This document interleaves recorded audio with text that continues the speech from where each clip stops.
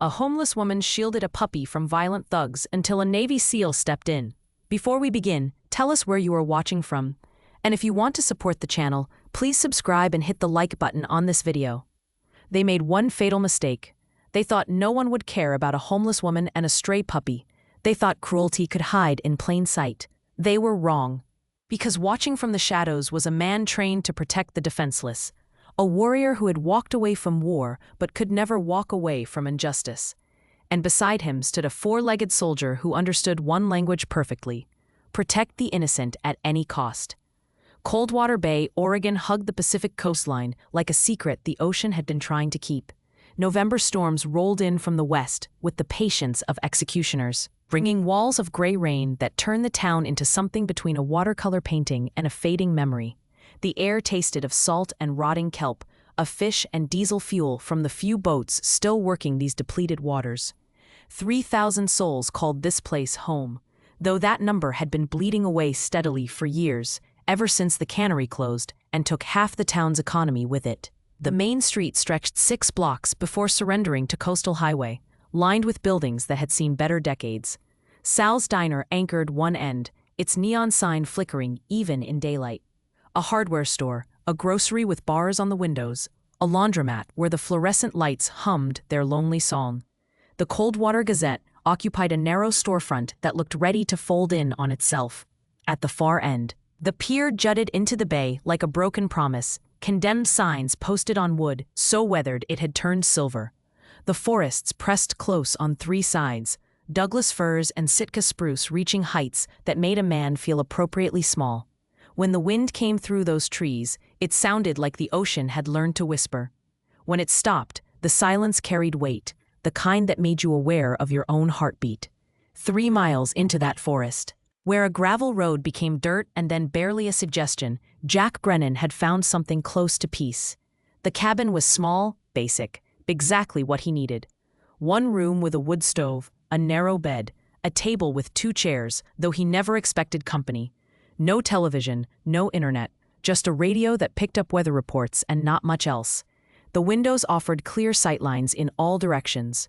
Old habit, the kind that kept you breathing. Jack Brennan stood 6 feet 2 inches in his worn boots, 210 pounds of controlled power wrapped in flannel and denim.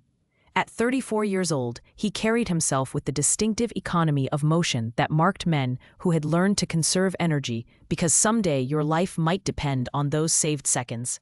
His dark hair was cropped close, premature gray creeping in at the temples like frost on stone. A rope scar twisted up his left forearm, pale against tan skin, memento from Helmand Province and a night he tried not to remember. His eyes were what people noticed, though watchful, always watchful. The color of storm clouds over deep water, constantly scanning, assessing, cataloging threats that might not exist but could. 8 years as a Navy SEAL had carved away everything unnecessary, leaving behind someone who saw the world through a tactical lens, even when he desperately wanted to stop. He had come to Coldwater Bay because it was nowhere, because it was quiet, because no one here knew what he had done or who he had lost.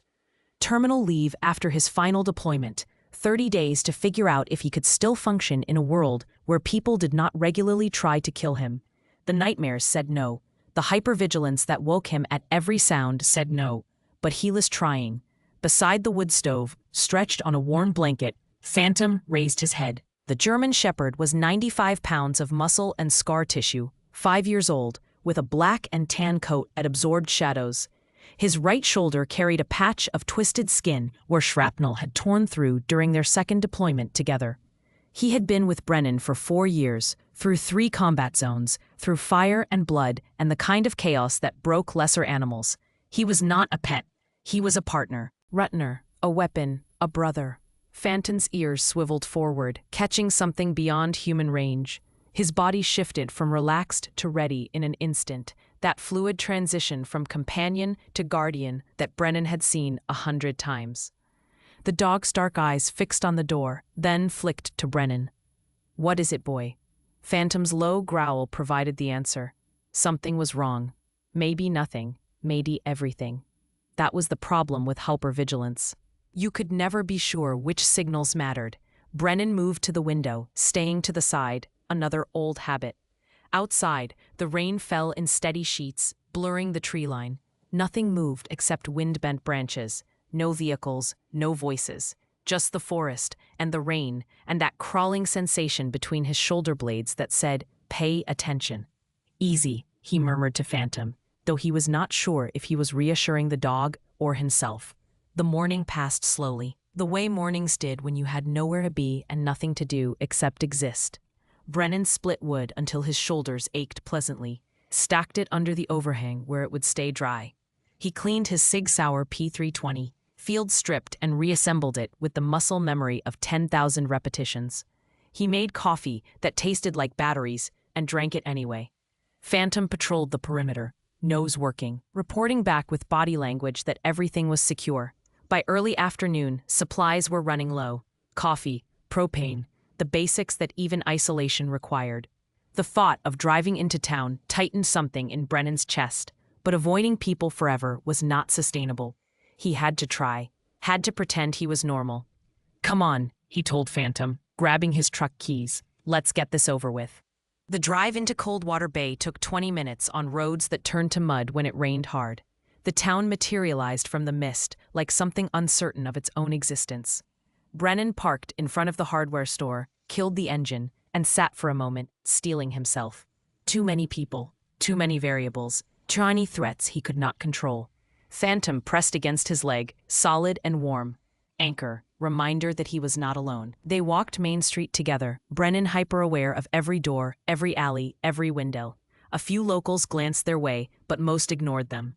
Good. Invisible was good. He bought what he needed with minimal conversation, loaded supplies in the truck, and thought maybe this would be okay. That's when Phantom went rigid.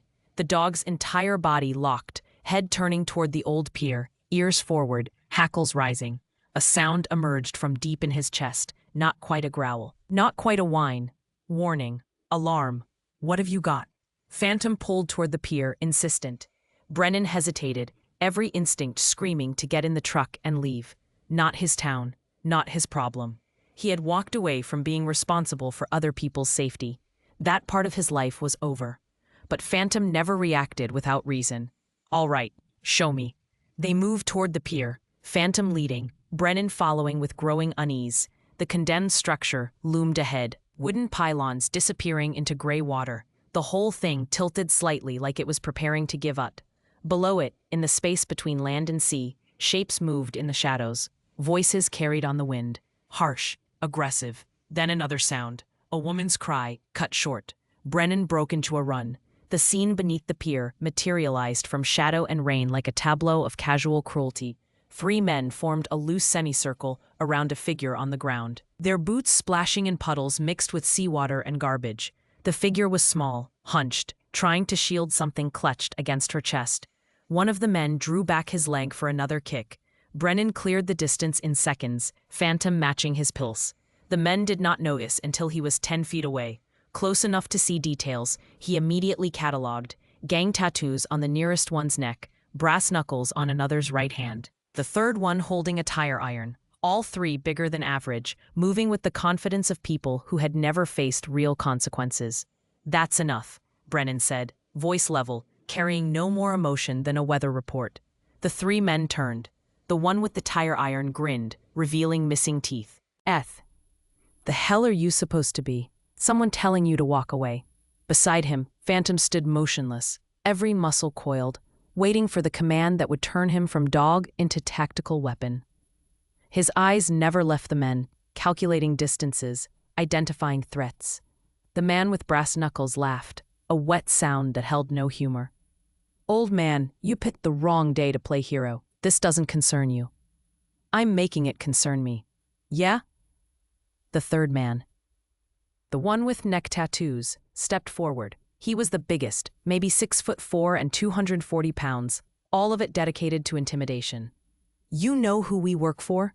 This whole town belongs to Mr. Voss. That includes pier trash. We're just cleaning up his property." "She's not property. Neither is whatever she's protecting." The woman on the ground had not moved, still curled around whatever she held, but Brennan caught the slight turn of her head. Could see she was conscious, listening. Blood matted the gray hair on one side of her head. Her weathered face carried the kind of dignity that circumstances could diminish, but not erase. "Last chance," Brennan said. "Walk away." The big one with tattoos looked at his companions, then back at Brennan.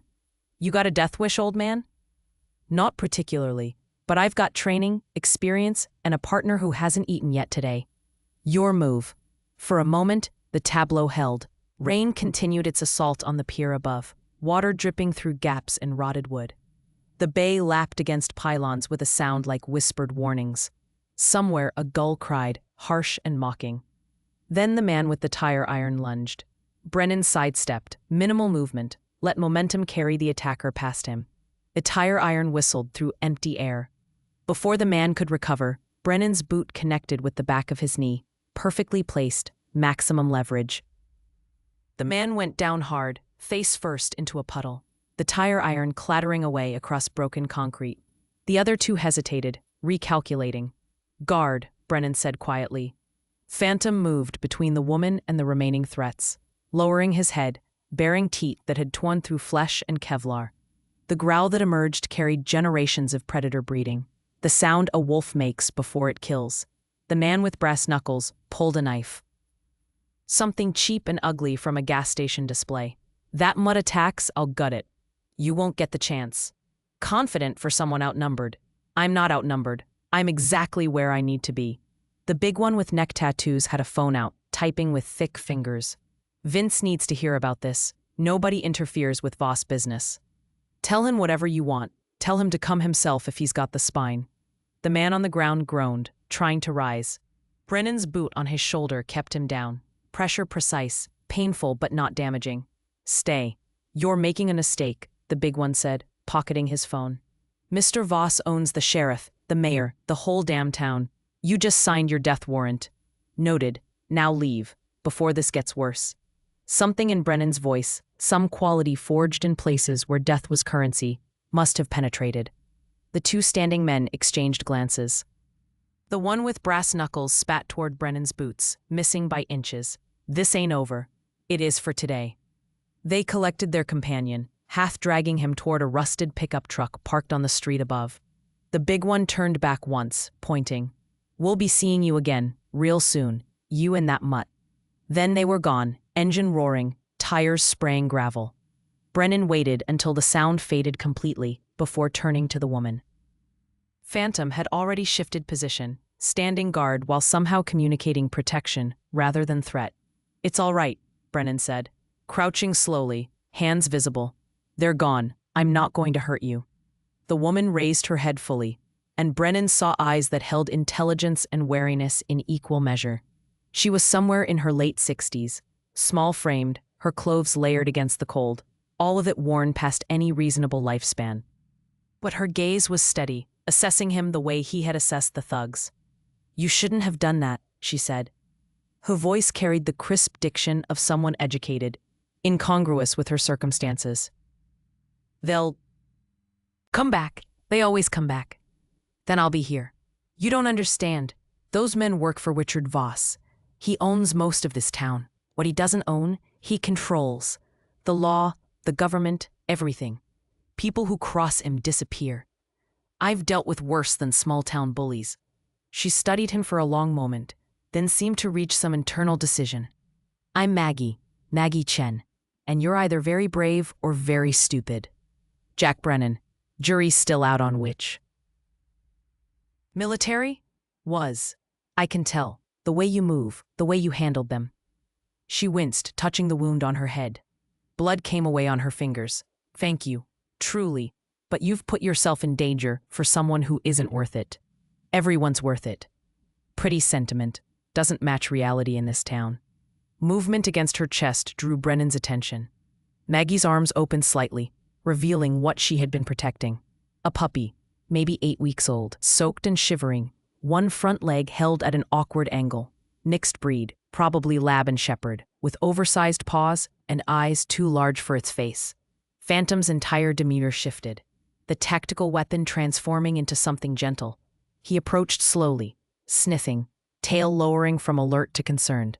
The puppy whimpered, and Phantom responded with a soft whine, the kind of communication that transcended species. Found him in the dumpster behind the grocery. Maggie said, thrown away like garbage. I was trying to figure out how to splint his leg when those men showed up. They said I was trespassing, that Mr. Voss was clearing out the homeless to make room for his development. When they saw the puppy, they laughed. Said they'd do the town a favor and put it out of its misery. Her voice hardened. I told them they'd have to go through me first. So they tried. They did more than try. You showed up doing round 2. Round 1 is why my ribs feel like they're broken. Brennan examined her with trained eyes, cataloging injuries. Head wound, possibly concussed.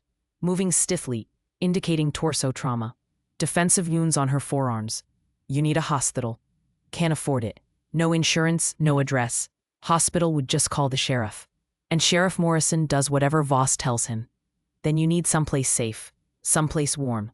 I have a place. Under the pier. It's dry enough. Not anymore. They know where you are. They'll be back, probably with more men. Maggie's jaw tightened. I don't have anywhere else. This is my home. Has been for 14 months, since my landlord decided a 70% rent increase was reasonable. 14 months out here? You do what you have to. I had a life once. Husband, apartment, job at the library. Then Henry died, and the medical bills from his cancer took everything. The pension wasn't enough for rent and food, so I chose food. She said it matter-of-factly, without self-pity, stating facts. The puppy whimpered again, and the sound seemed to make the decision for Brennan. My cabin. 3 miles out. It's not much, but it's warm and dry. You and the puppy stay there until we figure this out. I can't impose. You're not imposing. I'm insisting. Maggie looked down at the injured puppy, then back at Brennan. Whatever she saw in his face convinced her.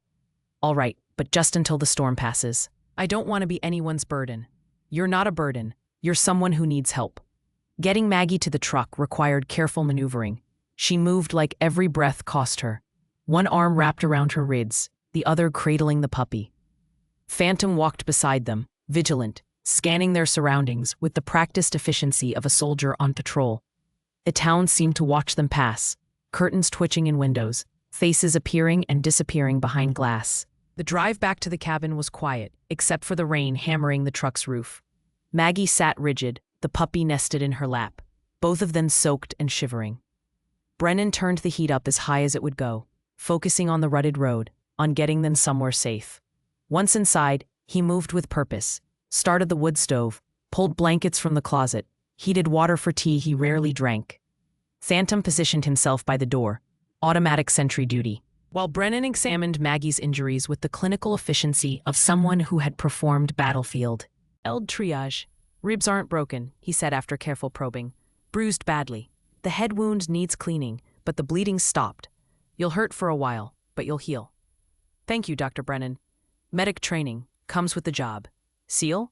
He glanced at her sharply. How did you know? You carry yourself like my nephew did. He was special operations. Marines, not Navy, but the bearing is similar. That economy of motion. The way you assess everything as either threat or asset. She sipped the tea he had made, hands wrapped around the mug for warmth. He didn't make it home from his last deployment. I'm sorry. So am I. He was 26, had his whole life ahead of him. She studied Brennan with those sharp eyes. You look like you're running from something, or towards something. Haven't figured out which yet. Maybe both. The puppy had fallen asleep on the blanket Brennan had spread near the stove, exhausted by trauma and fear. Phantom lay beside it, enormous in comparison, radiating protective warmth.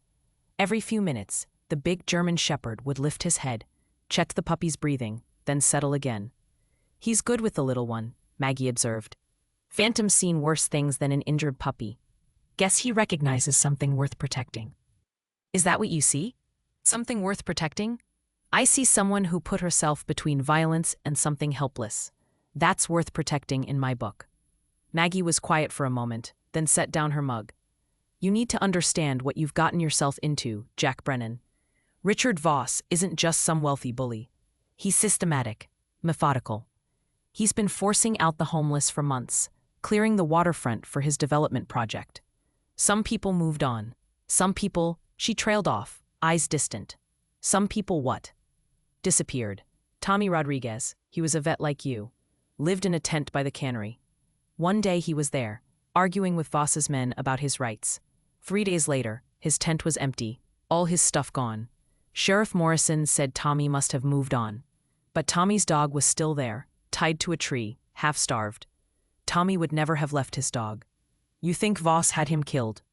I know he did, because I saw it. The words came out flat, certain. 3 months ago, I couldn't sleep. Sometimes the pain in my hip gets bad, and I walk it off. I was near the old cannery, 2 in the morning. I saw them drag something heavy from a van, something wrapped in plastic. They loaded it onto a boat. I hid behind the dumpster, watched them motor out into the bay. They were gone maybe 30 minutes. When they came back, the boat rode higher in the water. Whatever they'd taken out, they'd left out there. Brennan's jaw tightened. You tell anyone? I tried. Went to Sheriff Morrison the next morning. He looked at me like I was crazy. Said I probably saw them dumping fishing gear, that homeless people have overactive imaginations. Then he leaned close and told me if I kept spreading lies about Mr. Voss, I could be charged with slander.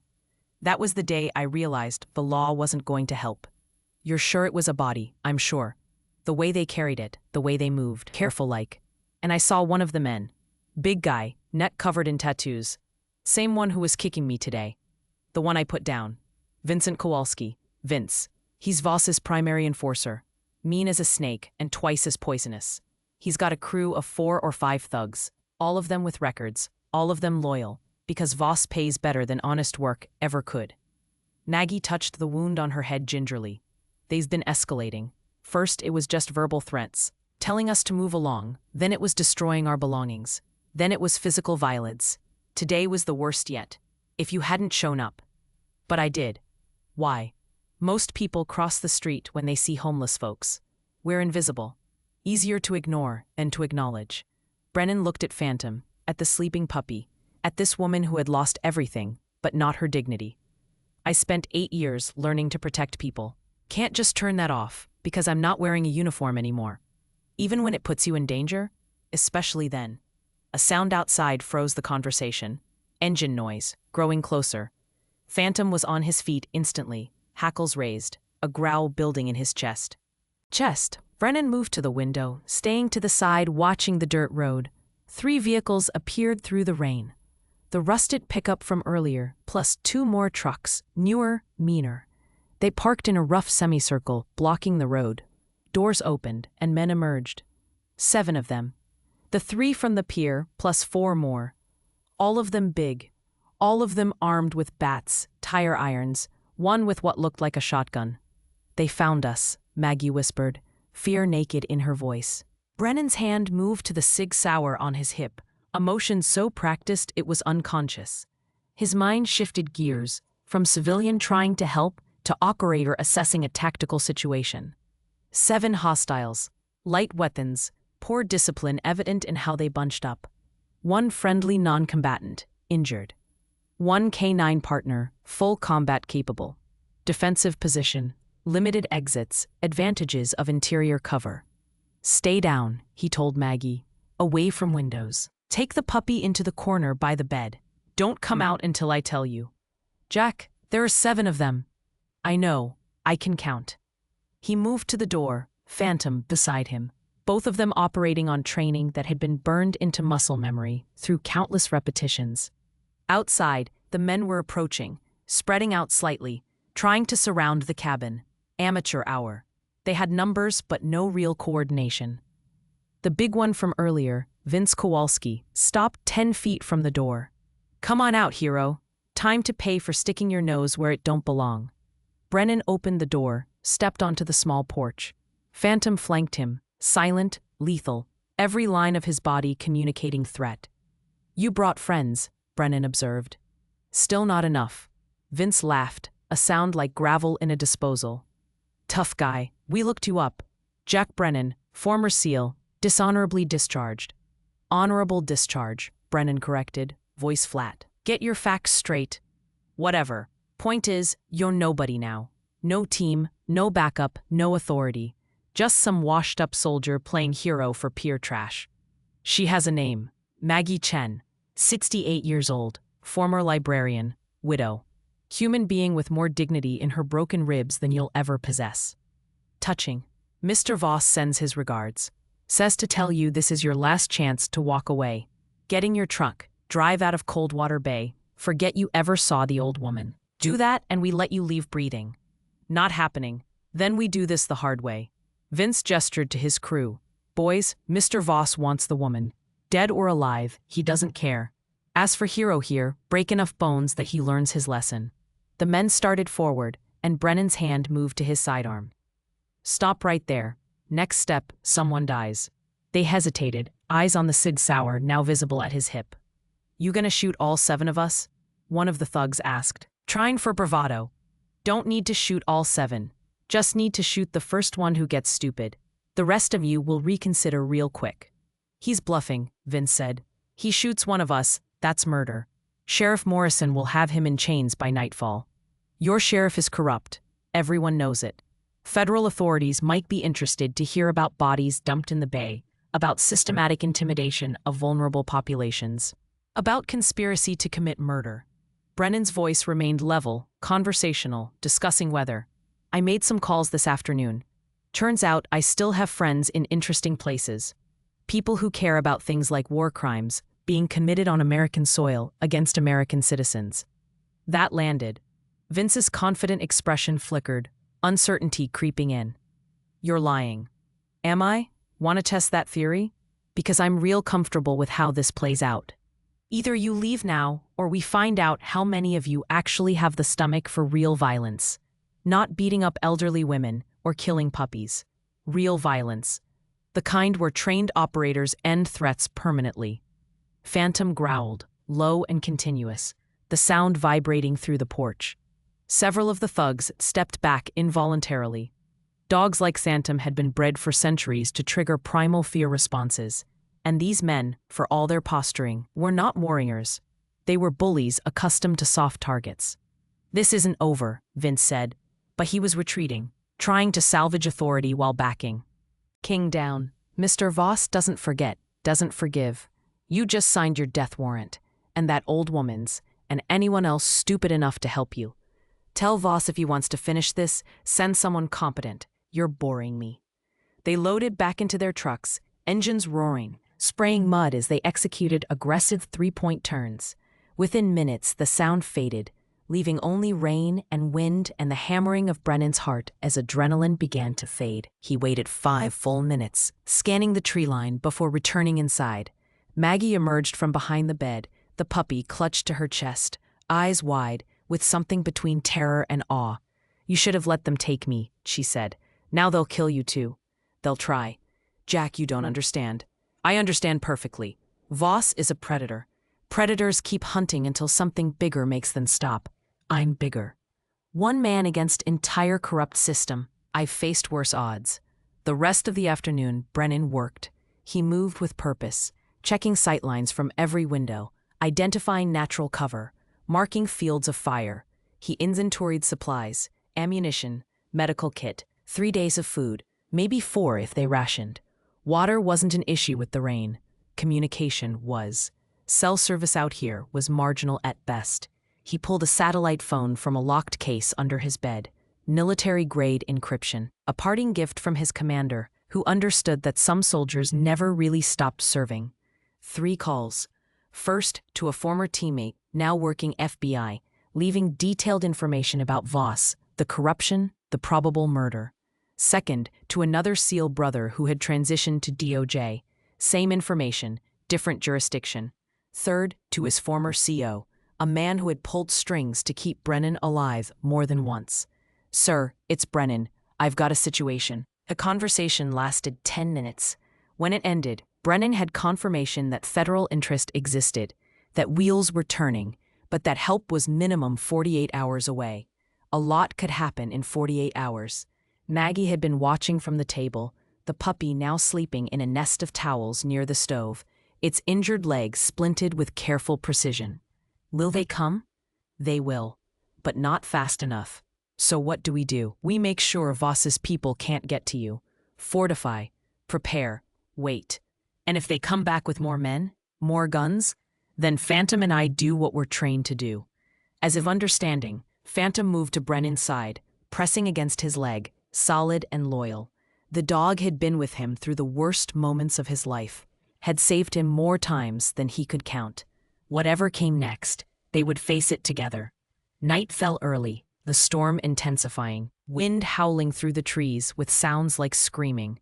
Brennan positioned himself by the window, rifle across his knees, watching the darkness for movement. Maggie dozed fitfully at the table, exhaustion and pain finally overwhelming fear. The puppy slept on, innocent, unaware of the violence that had nearly killed it, or the violence that might still come. Phantom remained alert, stationed by the door, ears tracking sounds beyond human range. Every so often he would glance back at Brennan, and in those moments they communicated without words. Battle language, trust absolute. Around midnight, headlights appeared on the main road, visible through gaps in the trees. They slowed near the turnoff to Brennan's property, idled there for long minutes, then continued on. Reconnaissance. Voss's people, probably Vince himself, checking if Brennan had run, confirming the target was still in place. They're coming, Brennan murmured to Phantom. Tomorrow, maybe the next day, but they're coming. The dog's tail moved once, acknowledgement. Brennan's mind shifted into mission planning mode, the mental space where fear didn't exist, only problems and solutions. 7 hostiles minimum, possibly more. Light weapons, poor training, but numbers mattered. Voss himself was the real target, the head of the snake. Cut that off, and the body died. But getting to Voss meant going through his protection. Meant leaving Maggie vulnerable. Unless an idea formed, dangerous but possible. Instead of waiting for them to come to him, he could take the fight to them. Offensive action. But that required intelligence, required. Red knowing where Voss would be, when he would be vulnerable. As if summoned by his thoughts, new headlights appeared. Different vehicle, moving fast. It skidded to a stop in front of the cabin, and a figure emerged, running through the rain. A woman, small, carrying something bulky. She pounded on the door. "Jack Brennan, if you're in there, I need to talk to you. My name is Elena Rodriguez. I'm a reporter, and I have information about Richard Voss that might keep you alive." Brennan exchanged a glance with Phantom, then moved to the door, weapon ready. He opened it a crack, enough to see her clearly. Late 20s, athletic build, soaked to the skin, holding a laptop bag like it contained something precious. Her eyes were fierce, determined, terrified. "You have 30 seconds to convince me not to close this door." "Voss killed my source 3 months ago. Tommy Rodriguez. He was my cousin. I've been investigating Voss for 8 months, gathering evidence, but I've never had protection or witnesses willing to go on record. Then I heard what you did today. Heard you stood up to Vince Kowalski. Heard you have military connections." She held up the laptop bag. "I have financial records, communications, testimony from people too scared to speak publicly. Everything we need to bring Voss down. But I need help. I need someone who can't be intimidated." Brennan studied her, reading body language, assessing threat versus opportunity. Finally, he stepped back, opening the door wider. "Get inside, fast." She entered, water pooling around her boots, shivering from cold and adrenaline. Phantom approached, sniffed her, then sat, signaling acceptance. "You brought the wolf," she said, looking at Maggie. "That's what people call you in town." "The library lady. I've seen you around." "Elena?" Maggie's voice was weak but warm. "Tommy's cousin? I'm so sorry about."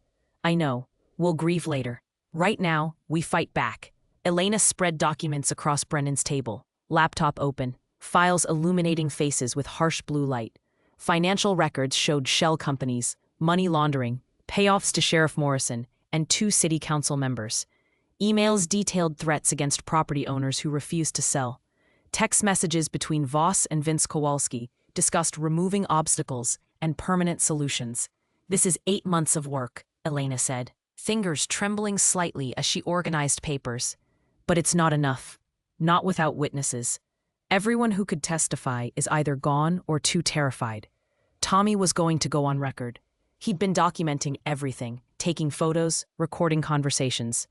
2 days before we were supposed to meet with federal prosecutors, he disappeared.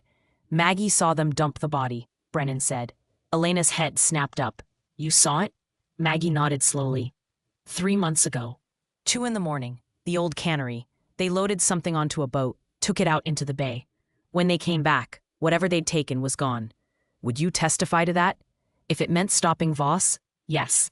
But my word against his, with Sheriff Morrison backing him up, I'd be dead before any trial. Not if federal authorities have you in protective custody, Brennan said. Not if they have corroborating evidence. Elena, those financial records. Can you prove they're authentic? I have metadata, digital signatures, everything. My source inside Voss Development copied them directly from company servers before she quit. She's in Seattle now, too scared to come back, but she'd testify remotely if guaranteed protection. Brennan studied the documents, mined cataloging information, building a tactical picture. Voss's empire was extensive, but vulnerable. Everything flowed through him personally.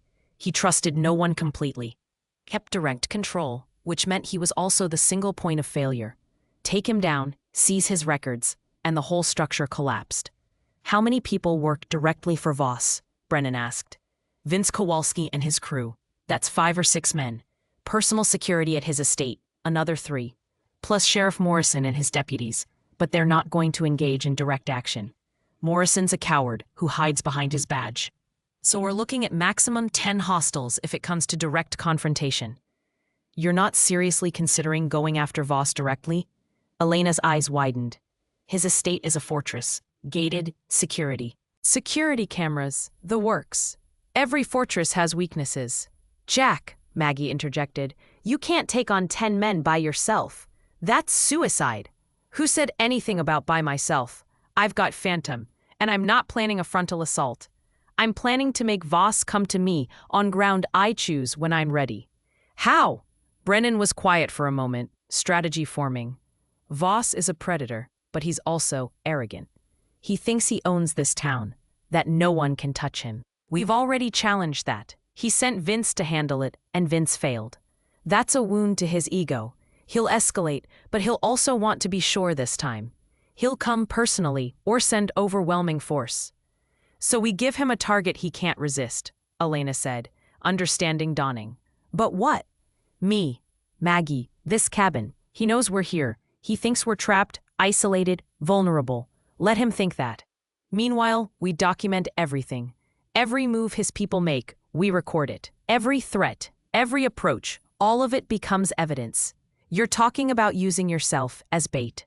I'm talking about controlling the engagement. Let them come to us, on our terms, when we're ready. And when they do, we make sure federal authorities have everything they need to dismantle his entire operation. Elena bit her lip, considering. It could work, but the timing has to be perfect, and you'd need to survive long enough for help to arrive. Survival is what I do. The plan took shape over the next hour. Elena would return to town, continue her normal routine, but copy all her evidence to secure servers with automatic release protocols. If anything happened to her, or if Brennan sent a specific code word, everything would be transmitted simultaneously to FBI, DOJ, and major news outlets. No way to suppress it. Maggie would stay at the cabin, safe as possible, but ready to evacuate to a secondary location if necessary. Brennan marked 3 escape routes through the forest, places where Phantom could guide her even in darkness. Brennan himself would fortify the cabin, prepare for siege conditions, and wait. But not passively. He'd send a message to Voss, one that would force a response. What kind of message? Elena asked. The kind that makes it personal. After Elena left, headlights disappearing into rain and darkness, Brennan spent 2 hours preparing. He reinforced the cabin door with lumber from his woodpile, nailed sheets of plywood over windows while leaving firing ports.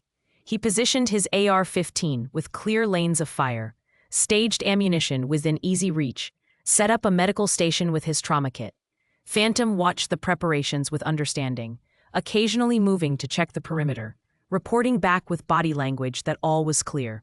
The puppy, which Maggie had started calling Hope, slept through it all, innocent and oblivious. You should name him, Maggie said, watching Brennan work. Hope, because that's what he represents, that something good can survive, even in the worst situations. Hope's a dangerous thing. Hope's the only thing. Without it, we're just waiting to die. Brennan had no answer to that, so he continued working. Dawn came gray and violent, the storm reaching its peak, wind threatening to tear trees from the ground. Brennan had not slept, remaining on watch through the night, coffee and adrenaline keeping him sharp. Maggie dozed in the chair, wrapped in blankets, her breathing steady despite the pain in her ribs. Around 8 in the morning, Phantom's ears pricked forward, alert. Brennan moved to the window, scanning through his improvised firing port. 5 vehicles this time. Not trucks, but SUVs, black, expensive, moving in convoy formation. They stopped at the tree line, maintaining distance, and men emerged. More than yesterday, Brennan counted 12 visible hostiles, all armed, some with tactical vests and rifles. This was not intimidation. This was an assault force. Vince Kowalski stood at the center, holding a bullhorn. His voice crackled through the storm. "Brennan, you had your chance to walk away. Mr. Voss is done playing. Send out the woman and the dog, and maybe you live. Maybe." Brennan opened the door a crack, letting his voice carry. "Voss doesn't have the spine to come himself? Has to send his rabid dogs? Mr. Voss doesn't waste time on trash. Last chance, Brennan. Surrender or we burn you out. Try it. See what happens." A bottle arced through the air, trailing flame. Molotov cocktail, crude but effective. It shattered against the side of the cabin, fire spreading across wet wood, sizzling in the rain. Another bottle followed, then another. They were trying to panic him, force him into the open. Instead, Brennan grabbed his rifle, sighted through the window, and fired once. The round struck the ground 3 feet in front of Vince, spraying mud. Warning shot. Message delivered. "I can hit you any time I want." The assault force scattered, taking cover behind vehicles, discipline poor but self-preservation strong. Vince's voice came through the bullhorn again, rage distorting his words. "You just declared war. We're coming in, and when we're done, there won't be enough of you left to identify." "Phantom," Brennan said quietly. "Guard Maggie. Bite anyone who isn't me." The German shepherd moved to Maggie's side, positioning himself between her and the door, every muscle coiled and ready. Brennan settled into position, rifle steady, breathing controlled. 8 years of training compressed into this moment. Open combat, close quarters, asymmetric warfare. He'd done this before in places where the stakes were nations and ideologies. This time, the stakes were simpler. 1 elderly woman, 1 puppy, 1 reporter trying to expose truth. Sometimes the simplest things were worth the most. The assault came in 2 waves. First, suppressing fire, wild and undisciplined. Bullets thudding into wood and plywood, shattering glass. Brennan stayed low, patient, waiting. When the firing paused for reloading, he moved to a different window, acquired target, fired. 1 hostile down, screaming, clutching his leg. Non-lethal, but incapacitating. Second wave, 3 men rushing the door with a battering ram. Brennan fired twice more, precision shots. 1 through the radiator of the nearest SUV, disabling it. Another through the tire, creating obstacles, slowing their advance. Phantom, out. He opened the back door, released Phantom with hand signals. The dog vanished into the storm like a shadow, circling wide, using forest cover. 30 seconds later, screams erupted from the right flank. Phantom had engaged, targeting exactly as trained, going for arms and legs, disabling without killing. The assault faltered, confusion spreading through Voss's men as they realized they were fighting not just 1 operator, but a coordinated team. 2 then went down to Phantom's assault, their screens cutting through wind and rain. The dog was relentless, appearing from nowhere, striking with surgical precision, then vanishing before return fire could find him. Pure tactical efficiency, the result of hundreds of hours training in conditions far worse than this. Vince's voice crackled through the bullhorn, panic replacing rage. "Fall back, regroup at the vehicles." The assault force retreated in disarray, dragging wounded, firing wildly at shadows. Brennan held fire, conserving ammunition, letting them run. When they reached the SUVs, he whistled once, sharp and commanding. Phantom materialized from the forest, tongue lolling, eyes bright, completely unharmed. The dog trotted to the cabin, shook water from his coat, and resumed position beside Maggie, as if he'd merely been for a casual walk. "Good boy," Brennan murmured. "Very good boy." The assault force did not leave. They remained at the tree line, regrouping, tending wounded, but maintaining position. Siege mentality. They had numbers and time. Eventually, Brennan would run out of ammunition, food, or luck. That was their calculation. They did not understand who they were fighting.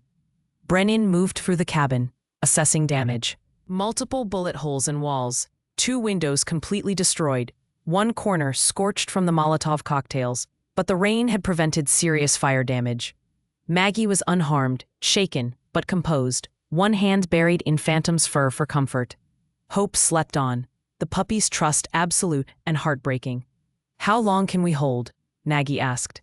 "As long as we need to. They're scared now. Lost men, lost momentum. Vince will have to call Voss, report failure. That's when things get interesting." "Interesting how?" "Voss will have to decide. Cut his losses and run, or escalate further. Men like him don't handle failure well. Their egos won't allow retreat." An hour passed. The assault force remained in position, but made no further moves. Brennan used the time to fortify further, reload magazines, treat a shallow cut on his forearm from flying glass. Phantom maintained watch, rotating between windows, covering all approaches. Then a new vehicle appeared. Not an SUV, but a luxury sedan. Black Mercedes S-Class, moving slowly, deliberately. It stopped behind the assault force, and a man emerged. Even at distance, even through rain and storm, his presence commanded attention. Expensive suit, silver hair perfect despite the weather, moving with the confidence of someone accustomed to absolute control. Richard Voss had come personally. He surveyed the scene, the wounded men, the damaged vehicles, the cabin that should have been ashes but still stood defiant.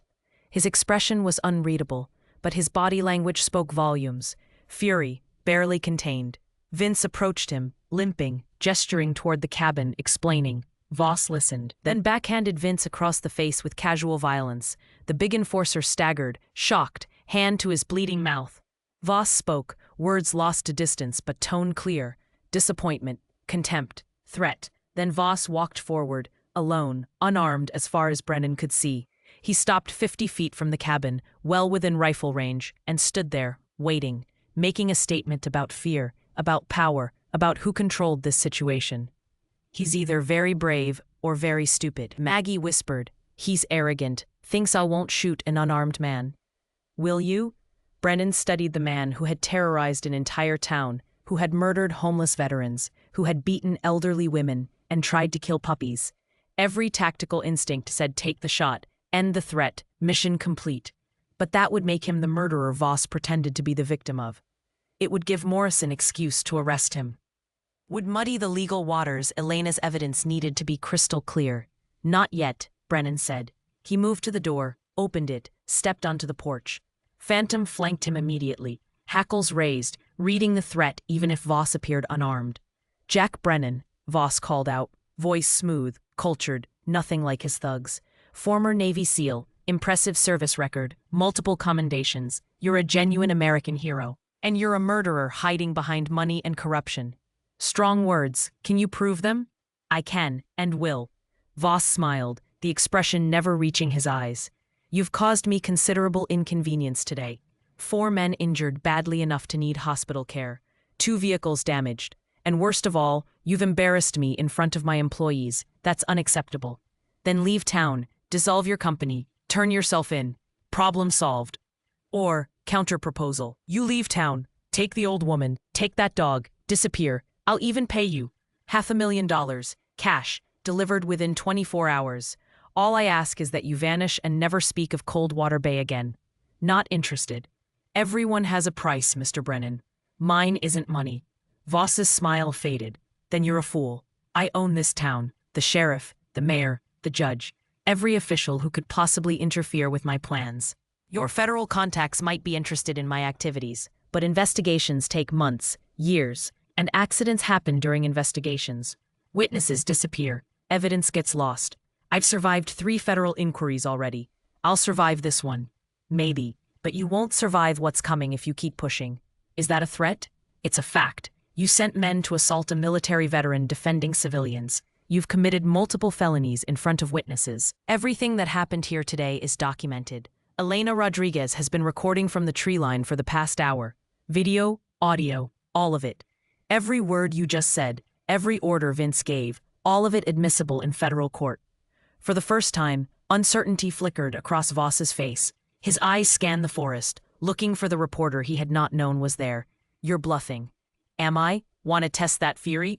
Because here's what happens next. You leave. Now, take your men, leave my property, and wait for federal authorities to arrive. They're already en route, should be here in about 6 hours. U.S. Marshals, FBI, the whole alphabet soup. You cooperate, maybe you get minimum security. Maybe you see freedom again in 15 years. RS, you keep pushing, you escalate to murder of a federal witness, and you die in Supermax. Federal witness? Nagy Chen saw you dump Tani Rodriguez's body. She'll testify. Your own communications, which Elena has copies of, detail the murder. It's over, Voss. You just haven't accepted it yet. Voss stood very still, mind clearly working through scenarios, calculating odds, searching for the angle that let him win. Men like him always believed there was an angle. That money or violence or connections could solve any problem. You've made a serious mistake, Mr. Brennan, Voss said finally. Federal authorities or not, accidents happen. Houses burn down, cars crash, dogs eat poisoned meat. You can't protect that old one in forever. And when you slip, when you finally let your guard down, my people will be there. Maybe not today, maybe not this month, but eventually, because I never forget, and I never forgive. Neither do I. Phantom's growl intensified, the dog sensing the shift in atmosphere, the moment stretching taut. Brennan's hand rested near his sidearm, not threatening, not yet, but ready. The math was simple. Voss was 50 feet away. Brennan could draw and fire in less than 2 seconds. But Voss's men were watching. Any shot would be witnessed, recorded, used against him. Stalemate. Then sirens split the air. Multiple vehicles, approaching fast, but not from the direction Brennan expected. From town, Sheriff Morrison's department, 3 patrol cars sliding to stops, officers emerging with weapons drawn. Morrison himself, overweight and sweating despite the cold, looking between Voss and Brennan with undisguised confusion. Mr. Voss, Morrison called out, we got reports of shots fired. Are you all right? Sheriff, thank God you're here. This man, Voss pointed at Brennan, attacked my employees without provocation. He's holding a homeless woman hostage. Making wild accusations. I came personally to try to negotiate her release, but he threatened to kill me. Morrison's hand moved to his weapon. Mr. Brennan, I'm going to need you to put down any weapons and step away from the cabin. Sheriff, Brennan said calmly, everything Voss just said is a lie. His men assaulted Maggie Chen yesterday, then came here this morning with Molotov cocktails and firearms. I defended myself and a civilian. That's not a crime, that's self-defense. That's your side of the story. Mr. Voss has a different version. Mr. Voss is lying, and you know it, because you've been on his payroll for 12 years. Morrison's face went pale, then red. That's slander. I could arrest you just for saying that. You could try, but federal authorities are en route. FBI has recordings of your communications with Voss. Financial records showing payoffs. You arrest me, you become an accessory to kidnapping a federal witness. That's 20 years minimum. The sheriff's gun hand wavered, uncertainty replacing false authority. He looked at Voss, seeking guidance, and in that moment, everyone saw the truth. Morrison was not an officer of the law. He was Voss's property. Voss's expression hardened, the mask of civility cracking. Sheriff Morrison, this man is armed and dangerous. He's threatening citizens, harboring a vagrant who's trespassing on my property. I want him arrested, now. Morrison looked between them, trapped between corrupt loyalties and survival instinct. His deputies waited for orders, hands on weapons, but uncertain. The moment stretched, balanced on a knife edge. Then new vehicles appeared. Not local police, but black SUVs with government plates, moving with purpose. 6 vehicles forming a perimeter, and men emerging in tactical gear marked FBI and U.S. Marshals. A woman in a dark suit stepped forward, badge visible, voice carrying absolute authority. Richard Voss, you're under arrest for conspiracy to commit murder, racketeering, money laundering, and intimidation of witnesses. Sheriff Dale Morrison, you're also under arrest for corruption, accessory to murder, and obstruction of justice. She gestured to her team. Secure all suspects, weapons on the ground, now. The transformation was instant. Voss's arrogance evaporated, replaced by calculation. Morrison simply deflated, shoulders sagging. The fight draining out of him. Vince and his crew dropped their weapons without argument, hands raising. They had been willing to fight one seal and a dog. They were not willing to fight federal agents with legal authority and overwhelming force. Within minutes, handcuffs clicked onto wrists. Rights were read. Evidence was catalogued. The woman in the suit approached Brennan, eyes assessing. Professional. Jack Brennan? Special Agent Sarah Chen, FBI. Your former CO sends his regards. Said you'd gotten yourself into something interesting. She glanced at the cabin, the bullet holes, the signs of assault. Looks like he undersold it. Agent Chen, you made good time. We were already in Portland building a case when your intel came through. You handed us everything we needed on a silver platter. Communications, financial records, eyewitness testimony. Voss's empire is done. Nagy Chen is inside. She needs medical attention. Ribs, head wound, nothing critical, but she's hurting. Maggie Chen. Sarah's eyebrows rose. Related to you? No relation. Just someone who needed help. Sarah's expression softened slightly. We'll get her to a hospital, full protective custody until trial. She's a critical witness. The body she saw dumped? We located it this morning. Dental records confirm Tommy Rodriguez. Voss is going away forever. Paramedics arrived, moving into the cabin with practiced efficiency. Maggie emerged minutes later on a stretcher, protesting that she could walk, but allowing herself to be cared for. She caught Brennan's eye as they loaded her into an ambulance. Thank you, she said simply. You gave me back my life. You never lost it. You just needed someone to see it. Hope, the puppy, rode with Maggie, nestled against her side, already bonded. Phantom watched them leave, tail moving slightly, approval in his body language. The puppy would be safe now. Mission accomplished on that front too. Agent Chen coordinated the chaos with efficiency. Federal machinery processing suspects, securing evidence, transforming a battlefield into a crime scene. Elena appeared from the forest, camera in hand, face bright with vindication and grief mingled. I got everything, she told Brennan. Every word, every shot, all of it. Tommy's death meant something. He didn't die for nothing. No, he didn't. You made sure of that. We made sure of that. You, me, Maggie. People who gave a damn when everyone else looked away. As Voss was loaded into a federal transport vehicle, he looked back at Brennan one final time. No threats now. No arrogance. Just the empty eyes of a predator who had finally found something bigger. The door slammed shut, and the vehicle pulled away. Sheriff Morrison went next, crying, babbling about how he had not known it would go this far. How he had just taken some money to look the other way. The deputies who had been clean stood aside, shame-faced but free. Two others joined Morrison in handcuffs, corruption spreading deeper than anyone had wanted to believe. By evening, the storm had broken. Clouds parted, revealing stars so bright they seemed artificial. The temperature dropped, everything crisp and clean, washed pure. Brennan stood outside his damaged cabin, Phantom at his side, watching the last federal vehicles depart. Agent Chen had stayed behind, finalizing statements, coordinating with local FBI. She approached Brennan as he surveyed the damage to his temporary home. You did good work here, she said. Saved lives, stopped a murderer. Exposed systemic corruption. Your CO was right about you. You can't stop being a protector, even when you're trying to. Didn't plan on any of this. Never do. But you stepped up anyway. That's what matters. She handed him a card. We could use people like you. Consulting work, contract basis. Situations where military experience and moral clarity are needed. Good pay, flexible schedule, chance to make a difference without the full-time commitment. Brennan studied the card, considering. Part of him wanted to refuse, to maintain the isolation he had sought. But isolation had not brought peace. Action had. Purpose had. Protecting Maggie, stopping Voss. That had felt right in a way nothing had since his last deployment. I'll think about it. That's all I ask. She climbed into her vehicle, paused. The dog's impressive, by the way. Best combat canine work I've seen outside of active duty. He's the best partner I've ever had. High praise from a SEAL. She drove away, leaving Brennan alone with his thoughts and his dog. The next few days were a blur of statements, depositions, oppositions, federal proceedings. Voss's organization collapsed spectacularly. Investigations revealing crimes spanning 15 years, dozens of victims, a web of corruption that had infected every level of Coldwater Bay's government.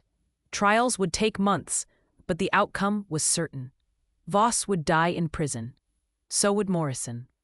Vince Kowalski and his crew faced decades behind bars. Maggie recovered in a hospital room that felt like a palace compared to life under a pier. The FBI arranged temporary housing, connected her with social services, started processes to recover some of what she had lost. Hope the puppy stayed with her, the hospital making an exception because therapy animals aided recovery. The little dog's leg healed with proper veterinary care, and his presence brought smiles to every nurse and patient who encountered him. Elena's articles broke nationally, her investigation vindicated, her cousin's death finally answered. She received job offers from major newspapers, but chose to stay in Coldwater Bay to help rebuild what Voss had corrupted, to be the journalist her town needed. 3 weeks after the confrontation, Brennan visited Maggie in her new apartment. Small but clean, warm, hers. She had furniture now, donated by community members who suddenly remembered the librarian who had helped their children, who had been part of the town's fabric before circumstances had made her invisible. Hope bounded to the door, healthy and energetic, tail wagging so hard his entire body shook. Phantom greeted the puppy with gentle dignity, touching noses, the bond between them transcending species and size. "Look at you," Maggie said, smiling. "An apartment. After 14 months, I have walls and a roof that don't leak. You earned it. You testified, helped convict a murderer. You're a hero. I'm a librarian who got lucky. You're the hero. You risked everything for someone you didn't know, someone most people pretend doesn't exist. I did what anyone should do. But most don't. That's what makes it heroic." She poured tea, a simple ritual that spoke of normalcy reclaimed. "What about you? Will you stay in Coldwater Bay? My lease on the cabin is month to month. Haven't decided yet. The town could use someone like you. We're rebuilding, finding out who we are without Voss's shadow, could use a protector." "A real one." Brennan sipped his tea, considering. The cabin needed repairs, the town needed healing, and he needed purpose.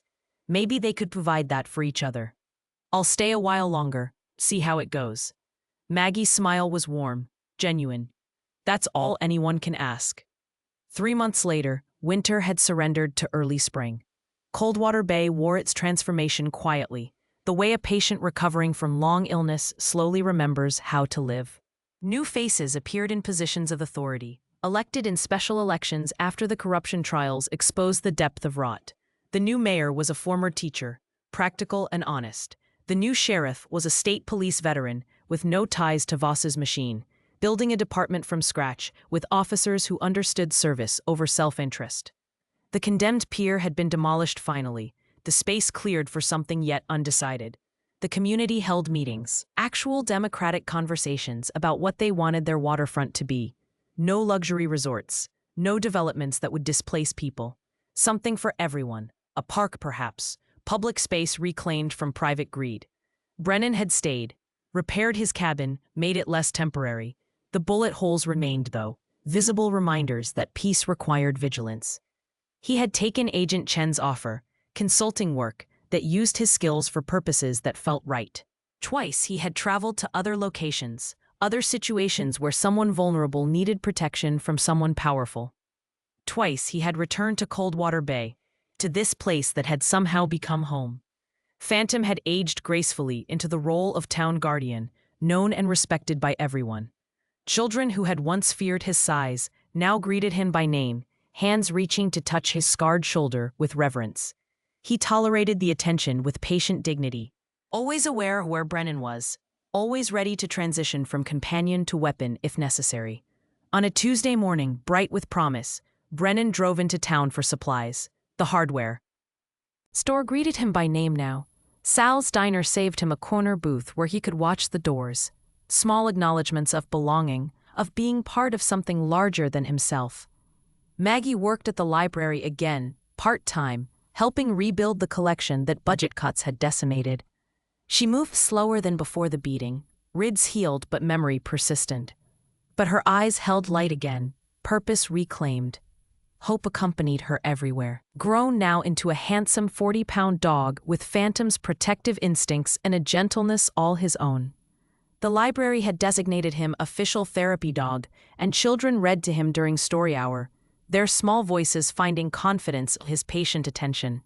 Elena's journalism had sparked state investigations, reforms spreading beyond Coldwater Bay to other small towns where similar corruption had taken root. She had become a voice for the overlooked, the invisible people that society preferred to ignore. Her cousin's death had been transformed from meaningless tragedy into catalyst for change. Brennan found Maggie in the library's children's section, surrounded by kindergartners listening raptly as she read about brave knights and loyal dragons. Hope lay among them, children's hands buried in his fur, everyone safe and content. She finished the story, noticed Brennan, smiled. "Jack, good to see you. Coffee?" "Always." They sat in her small office, Hope curled at their feet, comfortable silence between them. Maggie poured coffee from a ancient pot, the ritual familiar now. "Got a letter yesterday," she said, "from the state. They're reviewing cases of people who lost housing due to predatory practices. Turns out my landlord was connected to Voss, raised rents deliberately to clear buildings Voss wanted to acquire. I might get compensation, enough to actually retire properly. Maybe travel a little. That's good news." "It is. Strange how justice works sometimes, slowly, imperfectly, but eventually." She sipped her coffee, studying him. "You look restless." "Do I? I've gotten good at reading people. Skill you develop when you're homeless, when your survival depends on knowing who to trust and who to avoid. You have that look, like you're waiting for something." Brennan smiled slightly. "Maybe I am." His phone buzzed. Text message from Agent Chen, brief, professional, containing coordinates and a single sentence. "Single mother, credible death threats from ex-husband with military training. Local authorities compromised, could use your particular skills." He read it twice, mind already shifting gears, analyzing the situation tactically. Single mother meant children at risk. Military training meant the threat was competent, dangerous. Compromised authorities meant no official protection. The equation was familiar, the answer clear. Maggie was watching him. "You're needed somewhere. Looks like it. Will you go?" "Yes." "Good. That's who you are, Jack. Not running from your past, but carrying forward what it taught you. Finding peace not through isolation, but through purpose." She reached across the desk, squeezed his hand briefly. "Go. Help whoever needs helping. Coldwater Bay will be here when you get back. We'll keep your booth warm at Sal's." "Thank you, Maggie, for everything. Thank you for seeing me when everyone else looked away, for remembering that invisible people are still people." Brennan stood, and Hope scrambled up, tail wagging, understanding departure even without words. The young dog approached Brennan, pressed against his leg briefly, then returned to Maggie, choosing his person, his purpose, the way Phantom had chosen Brennan years ago in a kennel overseas. Outside, Phantom waited by the truck, ears forward. Reading Brennan's body language, the dog knew, mission incoming, purpose renewed. He jumped into the passenger seat with athletic grace, settling in for the drive, whatever distance required. Elena appeared from the newspaper office across the street, jogging over. "Leaving again?" "For a while. Be careful out there. World needs more people willing to stand up. Can't afford to lose you. I'm hard to kill. So was Tommy. So were a lot of good people. Promise me you'll come back." "I promise." She hugged him briefly, professional distance maintained, but affection clear. "Give them hell, whoever they are. Always do." Brennan climbed into his truck, Phantom alert. Rart beside him and entered the coordinates Agent Chen had provided. 6 hours northeast, into Montana territory. Mountains and isolation, and someone who needed protection from someone who had twisted training meant for defense into tools for abuse. As he drove out of Coldwater Bay, passing the cleared pier site where Maggie had nearly died protecting a puppy, where everything had changed, Brennan felt something he had not experienced in years. Not happiness exactly, but satisfaction, purpose. The understanding that his nature was not burden but calling. He had spent 8 years learning to protect people in foreign lands against foreign enemies. Now he was learning the most important battles were often fought at home, against domestic predators who exploited the vulnerable. These battles did not make headlines or earn medals. They happened in small towns, in forgotten corners. In moments where one person willing to stand made all the difference, Phantom leaned against him slightly, warm and solid and loyal. The dog understood. They were not running from war. They were carrying its hardest lessons forward. That the strong owe protection to the weak. That justice requires action, not just intention. That peace is not the absence of conflict, but the willingness to confront evil when it threatens innocence. The highway stretched ahead, gray ribbon through green forest, leading toward mountains and someone waiting for a hero they did not know was coming. Brennan pressed the accelerator, and beside him, Phantom's ears swiveled forward, alert and ready. They were needed. Someone was in danger, and when duty called, they would answer. Because that's what warriors did. Not seek war, but refuse to look away when war came to those who could not defend themselves. Not pursue violence, but accept its necessity when protecting the innocent. Not celebrate their capacity for destruction, but dedicate it to purposes that mattered. Somewhere ahead, a single mother was terrified. Children were at risk. Local authorities had failed, but help was coming. A Navy SEAL who had learned that healing came through service. A combat dog who understood loyalty transcended species. Partners forged in war, refined by peace. Ready to stand between cruelty and its victims one more time. The truck disappeared into forest, heading toward mountains, toward duty, toward purpose. Coldwater Bay receded in the mirror, safe now, healed enough to stand on its own. Other places needed what Brennan and Phantom offered. Other Maggies waited under other piers, protecting other hopes, needing someone to see them, to stand for them, to remind the predators that their hunting grounds were not undefended. Sometimes all it takes is one person willing to stand, one person who looks at injustice and refuses to accept it. One person trained and capable and moral enough to make a difference when systems fail. Jack Brennan was that person, and beside him, now and always, Phantom stood ready. The road ahead was long, the mission was just beginning, and when duty called, they would answer. Again and again, as many times as necessary. Until the day came when no one needed protecting because everyone had learned the lesson. The vulnerable possess dignity, the strong owe protection, and justice is not a concept, but an action. If this story touched your heart, please subscribe to this channel and hit the like button. Tell us in the comments, what would you have done in Jack's position? Would you have walked away, or would you have stood and fought for someone society had made invisible? Remember, heroes are not born in dramatic moments, but in quiet choices to see people others ignore, to act when others remain passive, to stand when others walk away. You might not have military training or a combat dog, but you have a voice, a conscience, and the capacity to make someone's burden lighter. Be the person who sees, who stands, who refuses to accept that cruelty should go unanswered. May you find your purpose as Jack found his. May you stand when standing matters. And may you always remember that the most profound battles are often fought not with weapons, but with witness. Not with violence, but with the simple refusal to look away. God bless you all, wherever you are. Until the next story, stay safe, stay vigilant, and never forget, somewhere out there, someone is waiting for a hero. And when duty calls, may you find the courage to answer.